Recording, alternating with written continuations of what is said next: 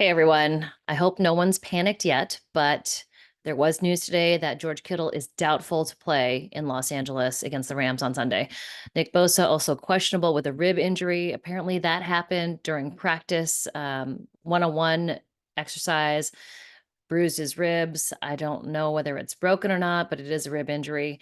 Shanahan did not have any details about that. Charvarius Ward, questionable. I think both Charvarius Ward and Nick Bosa play just because of the circumstances and what we've learned historically from Kyle Shanahan. Now, George Kittle, not so sure. We did not see him at all on Friday.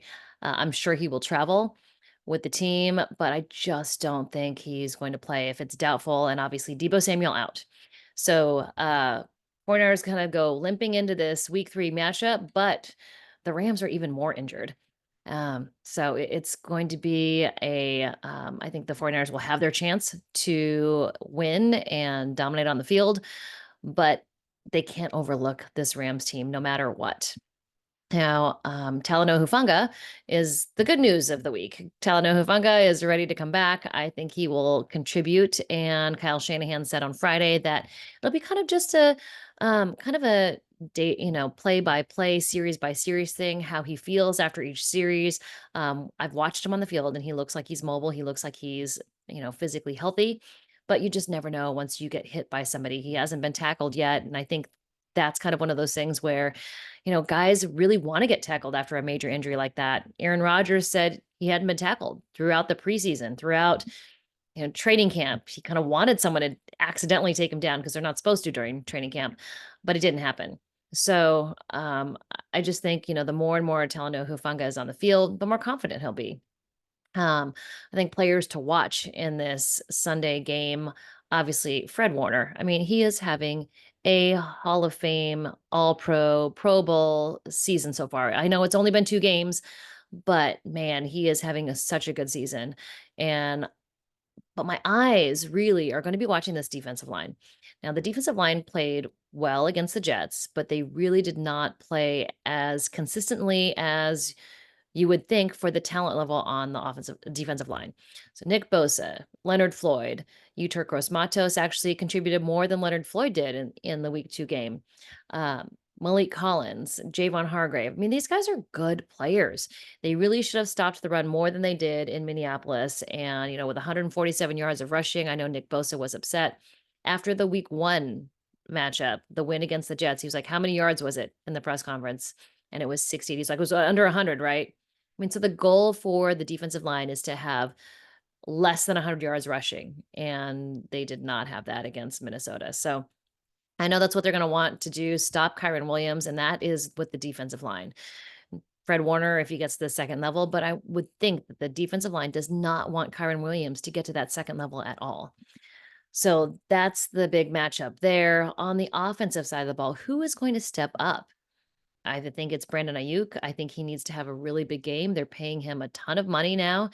So it's a third week of him on the same field with Brock Purdy, more reps, more practice. And without Deebo Samuel in practice, Brandon Ayuk has gotten a lot more reps. So he should be getting, really up to speed with Brock Purdy. They should be on the same page completely.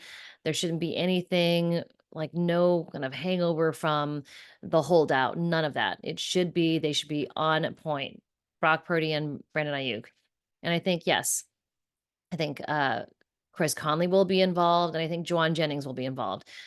When Kyle Shanahan was asked about Jacob Cowing, I've been covering Kyle Shanahan long enough to know that he's not confident in Jacob Cowing outside of punt returns. Someone asked, he's like, how is Jacob Cowing doing? Is he playing well enough to get him involved in the offense? He's like, well, yeah, maybe. That means no for Kyle Shanahan. I think it takes a lot to be a receiver in Kyle Shanahan's offense. I mean, we saw how it was challenging for Brandon Ayuk, how he, was good in his first year. And I think that was because it was COVID. Deebo Samuel was injured. So Brandon Ayuk had a really good first season. And then it was the second season that he butted heads with Kyle Shanahan. So I don't expect Jacob Cowing to get a ton of reps. I also don't expect Isaac Guerrero to get a ton of reps. I think it's going to be JP Mason, maybe Patrick Taylor a little bit. Kyle Juszczyk is who I think will carry the ball and be more involved. I just don't think these rookies, and that's Isaac Guerendo and Patrick Kang, are going to be involved as much as fans would like them to be involved. I think Kyle Shanahan's offense is complex, and I think he knows what he wants from those players. And Bobby Turner is such a good evaluator of running backs, and I just don't think he's seen it from Guerendo yet. When I asked Bobby Turner, before the season started, I'm like, "What do you think of Isaac Guerendo?" He's like, "Yes, he's got the speed, but there's a lot he has to learn." And I remember going back and watching Christian McCaffrey when he was first with the 49ers, how much he studied, how much he needed to learn. And Christian McCaffrey is a workhorse.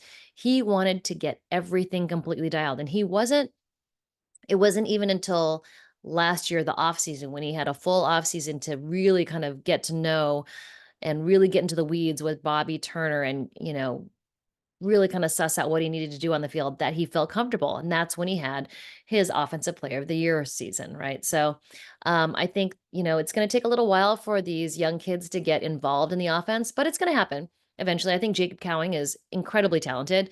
They've seen him do a lot of great things during the preseason. Same with Isaac Guerendo. He had that huge kickoff return.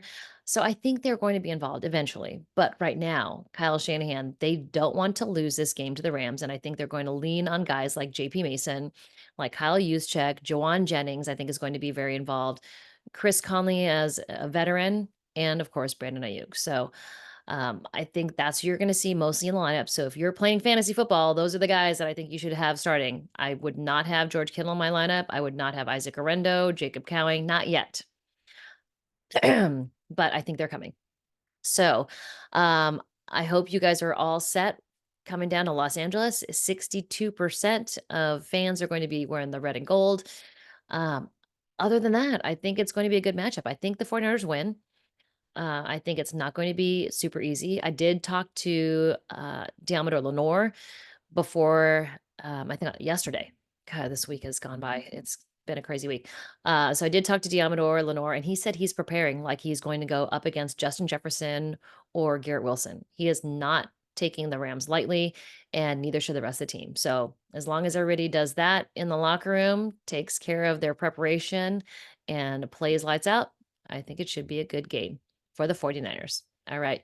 I'll give you more updates throughout the weekend as I know them, but as of now, I don't think George Kittle plays. I do think Nick Bosa and Charvarius Ward do, though. All right. I'll talk to you guys soon. Please subscribe. Also, check out Instagram, Jennifer Lee Chan, Facebook, Jennifer Lee Chan, and Twitter and Threads. All of that. It's all the same handle. So make sure to subscribe, tell your friends, comment below, and let me know what you'd like me to talk about more. We've got another bump box away game, so that'll be coming up. Um, I don't know. People didn't really react that positively to the last one in Minneapolis.